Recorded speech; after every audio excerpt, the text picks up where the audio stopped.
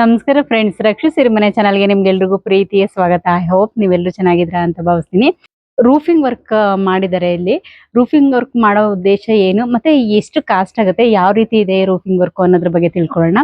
ಅದಕ್ಕೂ ಮುಂಚೆ ಫ್ರೆಂಡ್ಸ್, ನೀವು ಇನ್ನೂ ನನ್ನ ಚಾನಲ್ನ ಸಬ್ಸ್ಕ್ರೈಬ್ ಮಾಡದೆ ಫಸ್ಟ್ ಟೈಮ್ ಏನಾದ್ರು ನೋಡ್ತಿದ್ರೆ ಪ್ಲೀಸ್ ಚಾನಲ್ನ ಸಬ್ಸ್ಕ್ರೈಬ್ ಮಾಡಿ ನೋಡಿ. ಇದರಿಂದಾಗಿ ನನಗೆ ಹೊಸ ಹೊಸ ವಿಡಿಯೋಸ್ ಹಾಕಕ್ಕೆ ಎಂಕರೇಜ್ ಮಾಡ್ದಂಗೆ ಆಗುತ್ತೆ.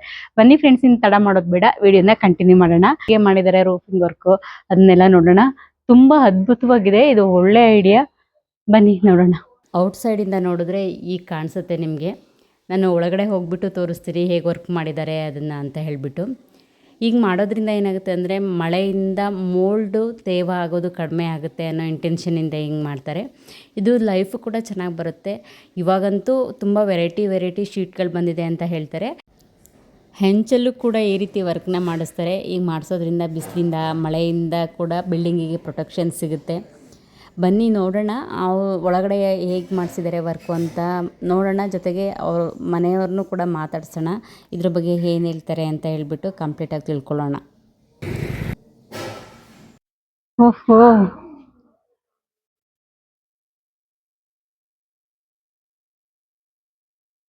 ನೋಡಿದ್ರಲ್ಲ ಫ್ರೆಂಡ್ಸ್, ಇದು ರೂಫಿಂಗ್ ವರ್ಕ್ ಮಾಡಿದರೆ ಇವರು ಇದನ್ನ ಮಾಡಿರೋ ಉದ್ದೇಶ ಏನು ಅಂದ್ರೆ ಯಾವ ರೀತಿ ಮಾಡಿದ್ದಾರೆ, ಅದಕ್ಕೆ ಏನ್ ಕಾಸ್ಟ್ ಆಯ್ತು, ಎಲ್ಲವನ್ನು ಕೂಡ ಇವತ್ತಿನ ವಿಡಿಯೋದಲ್ಲಿ ತಿಳ್ಕೊಳ್ಳೋಣ.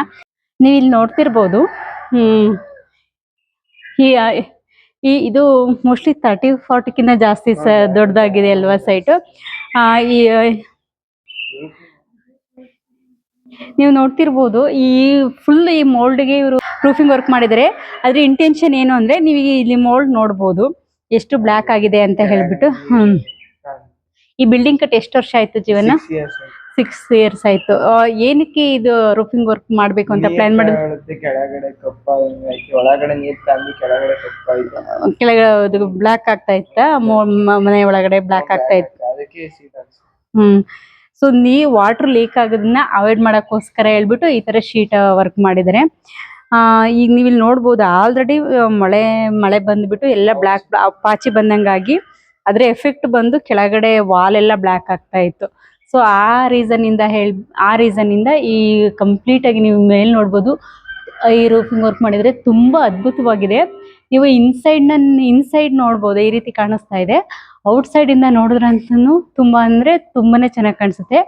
ನಿಮ್ಗೆ ಇದರಿಂದಾಗಿ ಬೆನಿಫಿಟ್ ಏನಿದೆ ಅಂತ ಹೇಳಿದ್ರೆ, ಎಷ್ಟು ದಿನ ವಾರಂಟಿ ಕೊಟ್ಟಿದ್ದಾರೆ? 20 years ಏನಾಗಲ್ಲ ಅಂತ ಹೇಳಿದ್ದಾರೆ ಅಲ್ವಾ. ಓಕೆ, ಹೆಂಗ್ ಮಾಡಿದ್ರು ಜೀವನ ಇದನ್ನ? ಎಷ್ಟು ದಿನ ಟೈಮ್ ತಗೊಂಡ್ರು ಮಾಡ್ಲಿಕ್ಕೆ, ಈ ಕೆಲಸ ಮಾಡ್ಲಿಕ್ಕೆ?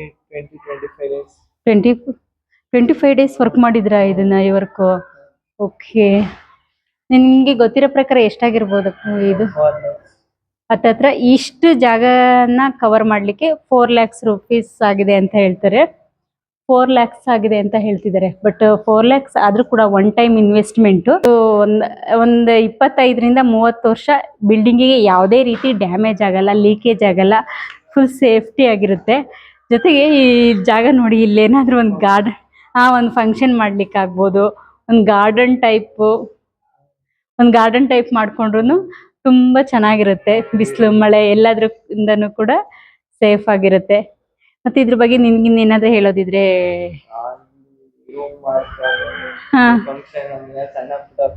ಫಂಕ್ಷನ್ ಮಾಡ್ಕೊಳಕ್ಕಾಗತ್ತೆ.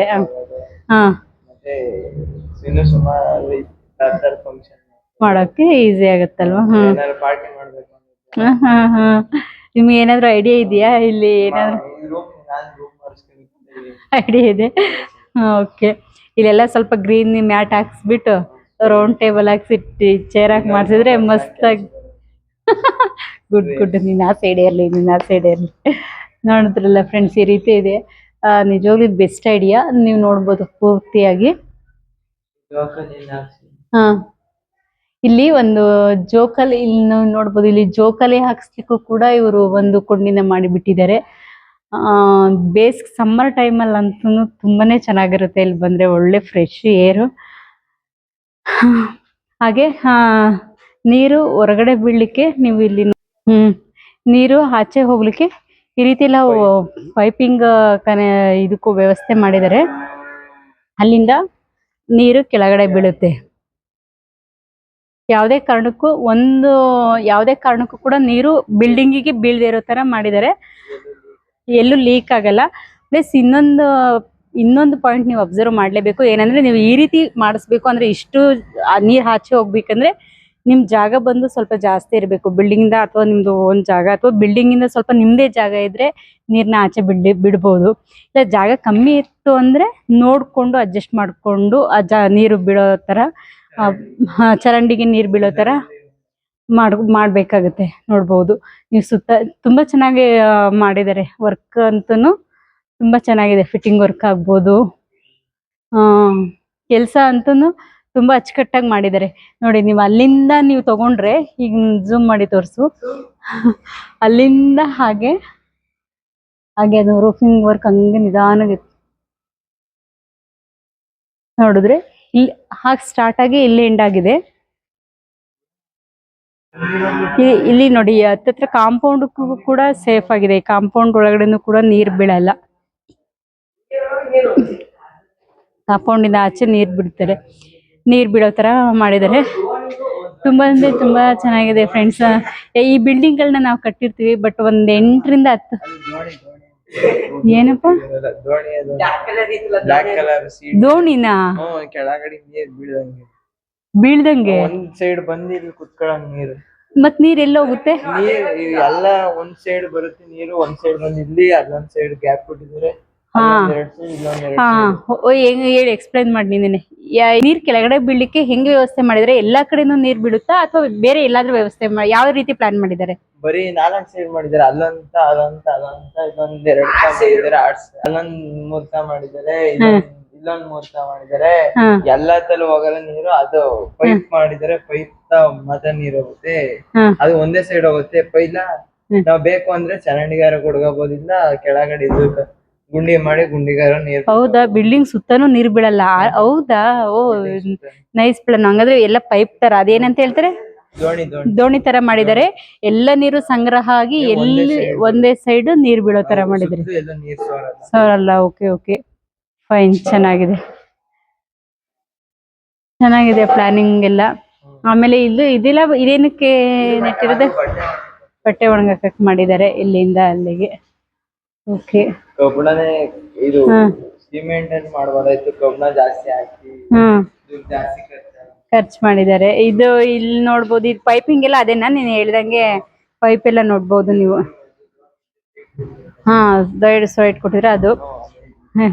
ಇದು ವರ್ಕ್ ಫಿನಿಶ್ ನೋಡಿ. ಈ ರೀತಿ ದೋಣಿ ಅಂತ ಹೇಳ್ತಾರೆ ಈ ತರ. ಇದ್ರಲ್ಲಿ ಪೈಪ್ ಫಿಟ್ಟಿಂಗ್ ಮಾಡ್ಬಿಟ್ಟು ನೀರು ಒಂದೇ ಸೈಡ್ ಅಲ್ಲಿ ಹೋಗೋದಕ್ಕೆ ಮಾಡಿದ್ದಾರೆ. ಇದು ಸ್ವಲ್ಪ ಎಕ್ಸ್ಟ್ರಾ ಐಟಮ್ ಮಿಕ್ಕಿರೋದನ್ನ ನಾವು ನೋಡ್ತಾ ಇದೀವಿ. ಚೆನ್ನಾಗಿದೆ ಫ್ರೆಂಡ್ಸ್. ಒನ್ ಟೈಮ್ ಇನ್ವೆಸ್ಟ್ ಮಾಡಿದ್ರು ಕೂಡ ವರ್ತ್ ಇದೆ ಅಂತ ಹೇಳ್ಬೋದು.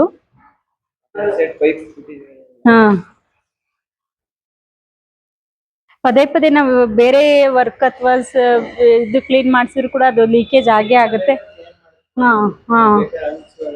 ಸೇಲ್ ಮಾಡಿಸ್ಬೋದು. ಬೇಕಾದ್ರೆ ಚೇಂಜ್ ಮಾಡಿಸ್ಬೋದು. ಇದೆಲ್ಲ ಫಿಟ್ಟಿಂಗ್ಸ್ ಎಲ್ಲ ಪರ್ಮನೆಂಟ್ ಆಗಿರುತ್ತೆ. ಪರ್ಮನೆಂಟ್ ಫಿಟ್ಟಿಂಗ್ ಇರುತ್ತೆ. ಇದನ್ನ ಏನ್ ಮಾಡಾಕಿದ್ದಾರೆ? ಜೀವನ ಹಾಕಿದ್ದಾರೆ. ಸೊ ಅದು ಮತ್ತೇನಾದ್ರು ಬಿರುಕಾಗ್ಬಾರ್ದಲ್ವಾ? ಹಂಗಾಗಿ ಸ್ವಲ್ಪ ನೀರೆಲ್ಲಾನು ಹಾಕ್ಬೇಕಾಗತ್ತೆ. ಎಷ್ಟು ದಿವಸ ನೀರ್ ಹಾಕ್ಬೇಕು ಅಂತ? ಕ್ಯೂರಿಂಗ್ ಒಂದ್ ವಾರ ಕ್ಯೂರಿಂಗ್ ಮಾಡ್ಬೇಕು. ಯಾಕಂದ್ರೆ ಮತ್ತೆ ಇಲ್ಲ ಅಂದ್ರೆ ಕರೆಕ್ಟಾಗಿ ಕ್ಯೂರಿಂಗ್ ಮಾಡಿಲ್ಲ ಅಂದ್ರೆ ಇಲ್ಲಿ ಲೀಕ್ ಆಗುವಂತ ಚಾನ್ಸಸ್ ಇರುತ್ತೆ. ಹಂಗಾಗಿ ಕ್ಯೂರಿಂಗ್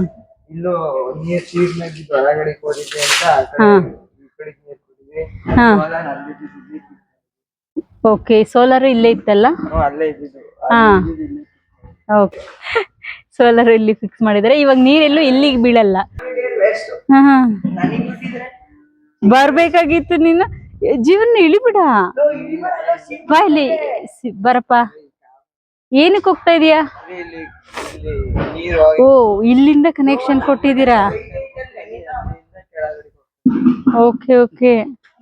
ಇನ್ 4 ಮುಂದಿನಲ್ಲ ಇಲ್ಲಿರೋ ಈ ಜಾಗ ಇದೆ ಮಾಡಿದಿರಾ? ಇನ್ ಬೇರೆ ಸೈಡ್ ಅಲ್ಲಿ ಹೂವಿನ ಗಿಡ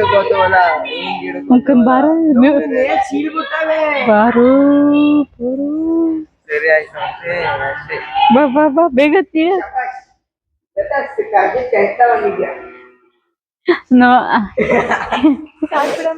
ಈ ರೀತಿಯಾಗಿ ಮಾಡಿದ್ದಾರೆ ಫ್ರೆಂಡ್ಸ್. ಅಂದ್ರೆ ಈ ಇವ್ರದ್ದು ಮನೆ ಸುತ್ತ ಇವ್ರದೇ ಜಾಗ ಇರೋದ್ರಿಂದ ಈ ರೀತಿ ಪ್ಲಾನ್ ಮಾಡ್ಕೊಂಡಿದ್ದಾರೆ. ನಿಮ್ ಮನೆ ಹತ್ರ ಜಾಗ ಇಲ್ಲಾಂದ್ರೆ ಅದಕ್ಕೆ ಬೇರೆ ಪ್ಲಾನೇ ಸಜೆಸ್ಟ್ ಮಾಡ್ತಾರೆ. ನೀರು ಹೋಗ್ಲಿಕ್ಕೆ ಯಾವ ರೀತಿ ವ್ಯವಸ್ಥೆ ಮಾಡಬೇಕು ಅಂತ ಹೇಳ್ಬಿಟ್ಟು ಮಾಡ್ಕೊಂಡು ಈ ರೀತಿ ಮಾಡ್ಕೊಳ್ಳೋದ್ರಿಂದ ಬಿಲ್ಡಿಂಗ್ ಸೇಫ್ ಆಗಿರುತ್ತೆ.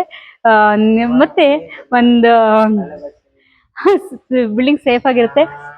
ಈ ಜಾಗನ ನಾವು ಒಂದು ಫಂಕ್ಷನ್ ಪಾರ್ಟಿ ಮಾಡ್ಲಿಕ್ಕೂ ಕೂಡ ಯೂಸ್ ಮಾಡ್ಬೋದು. ತುಂಬಾ ಚೆನ್ನಾಗಿರುತ್ತೆ ಫ್ರೆಂಡ್ಸ್.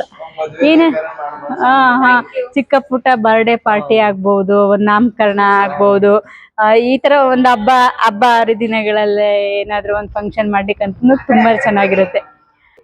ನೋಡಿದ್ರಲ್ಲ ಫ್ರೆಂಡ್ಸ್ ಹೇಗಿದೆ ರೂಫಿಂಗ್ ವರ್ಕ್ ಅಂತ. ಐ ಹೋಪ್ ನಿಮ್ಗೆ ಇಷ್ಟ ಆಗಿರುತ್ತೆ ಅನ್ಸುತ್ತೆ. ಈ ವಿಡಿಯೋ ನಿಮ್ಗೆ ಇಷ್ಟ ಆಗಿ ಯೂಸ್ಫುಲ್ ಅನ್ಸಿದ್ರೆ ವಿಡಿಯೋನ ಲೈಕ್ ಮಾಡಿ. ಹಾಗೆ ನೀವು ಇನ್ನೂ ನನ್ನ ಚಾನಲ್ನ ಸಬ್ಸ್ಕ್ರೈಬ್ ಮಾಡಿಲ್ಲ ಅಂದ್ರೆ ಪ್ಲೀಸ್ ಚಾನಲ್ನ ಸಬ್ಸ್ಕ್ರೈಬ್ ಮಾಡಿ. ಜೀವನ ಹೇಳ್ದಂಗೆ ಕಮೆಂಟ್ ಮಾಡಿ, ಶೇರ್ ಮಾಡಿ.